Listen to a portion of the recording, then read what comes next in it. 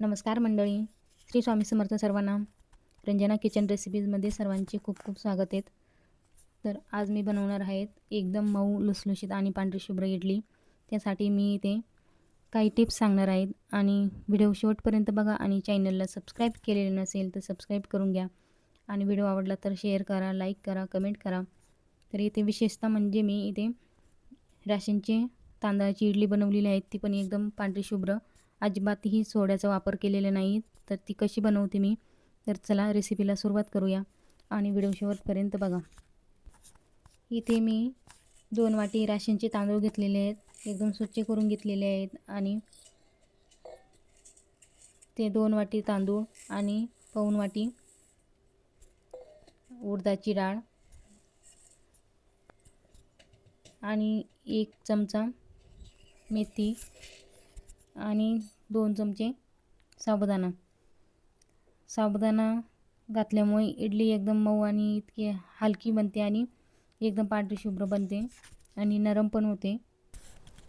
तांदूळ आपल्याला एकदम स्वच्छ धुवून घ्यायचे आहेत 2 ते 3 पाण्याने आणि त्यामध्ये स्वच्छ पाणी घालून भिजवत ठेवायचे आहे. आणि इथे मी 1 चमचा मेथी दाणे घातलेले आहेत. तर मेथीमुळे पीठ एकदम छान फुलतं आणि इडलीचं बॅटर फुलण्यासाठी मदत होते आणि अजिबातही सोडा वापरण्याची गरज पडत नाही. आणि इथे मी डाळ आणि तांदूळ 4 ते 5 तासासाठी भिजत घातले होते आणि ते आता भिजल्यानंतर मी मिक्सरला बारीक करून घेणार आहेत. खूप जास्त बारीक पण करायचं नाही आहेत आणि खूप जास्त जाडसर पण नाही, थोडंसं असं मध्यम ठेवायचं आहे आपल्याला. हे थोडंसं जाडसर झालेलं आहे, थोडंसं पाणी टाकून अजून मी बारीक केलं होतं आणि अशाच पद्धतीने सर्व आपल्याला बारीक करून घ्यायचं आहे, अशा पद्धतीने. आणि ते रात्रभर आपल्याला तसंच ठेवायचं आहे. त्यामध्ये मीठ पण नाही घालायचं रात्रीचं आणि सोडा पण नाही घातलेला आहेत मी बघा, तुम्ही बघू शकता एकदम छान असं आपलं इडलीचं बॅटर तयार झालेलं आहे, पीठ तयार झालेलं आहे. बघू शकता एकदम पांढरं शुभ्र, अजिबातही सोड्याचा वापर केलेला नाहीत मी इथे. एकदम मऊ आणि लुसलुशीत इडली बनतात. आणि इथे मी थोडंसं पीठ साईडला काढून घेणार आहे, त्याचे मी डोसे बनवत असते. आणि इथे इडली बनवण्यासाठी मी त्यामध्ये आता 1 ते 1.5 चमचा चवीनुसार मीठ घालणार आहेत आणि थोडंसं इथे मी मीठ घालून घेणार आहे चवीनुसार.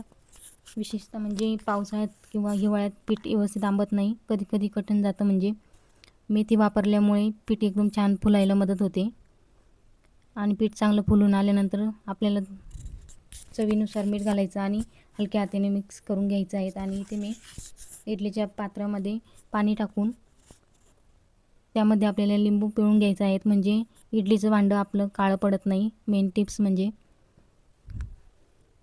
लिंबू पिळल्यानंतर इडलीचं भांडं काळं पडत नाही आणि पाणी उकळल्यामुळं काळं पडतं, तर म्हणून लिंबू पिळायचं आहे. इथे मी पाणी गरम करायला ठेवलेलं आहे इडली पात्रामध्ये आणि आपल्याला यामध्ये थोडंसं 1 वगळी तेल गरम करून घ्यायचं आहे इडलीच्या पिठामध्ये टाकण्यासाठी. इथे मी 1 वगळी तेल गरम करून पिठामध्ये मिक्स करून घेणार आहेत आणि इथे इडली पात्राच्या डिशला थोडं थोडं तेल लावून घेणार, म्हणजे चिटकत नाही इडली. अशा पद्धतीने आणि अजिबात सोड्याचा वापर केलेला नाही. तुम्ही नक्की अशा पद्धतीने करून बघा. मेथी दाणे आणि साबुदाणा घातल्याने एकदम छान बॅटर तयार होतं आणि फुलण्यासाठी मदत होते आणि साबुदाण्याने एकदम नरम आणि पांढरी शुभ्र इडली तयार होते. इथे सर्व डिशमध्ये मी बॅटर टाकून घेतलेलं आहेत आणि ते इडली पात्रामध्ये वाफवण्यासाठी ठेवलेले आहेत. तुम्ही बघू शकता 15 ते 20 मिनटं छान असं वाफवून घ्यायचं आहे आपल्याला झाकण ठेवून. आणि त्यानंतर 15-20 मिनटं झाल्यानंतर तुम्ही बघू शकता एकदम छान अशी पांढरी शुभ्र आपली इडली तयार झालेली आहे. मी बघा, खूप छान इडली तयार होते, एकदम पांढरी शुभ्र आणि नरम पण. इडली आपण काढून घेऊया थंड झाल्यानंतर. आणि त्यासोबत मी सांबार बनवलेला आहे. सांबारसोबत किंवा इडली चटणीसोबत, खोबऱ्याची चटणी, त्यासोबत एकदम छान इडली लागते. आणि अशा पद्धतीने नक्की तुम्ही ट्राय करून बघा. अजिबातही सोड्याचा वापर केलेला नाहीत मी.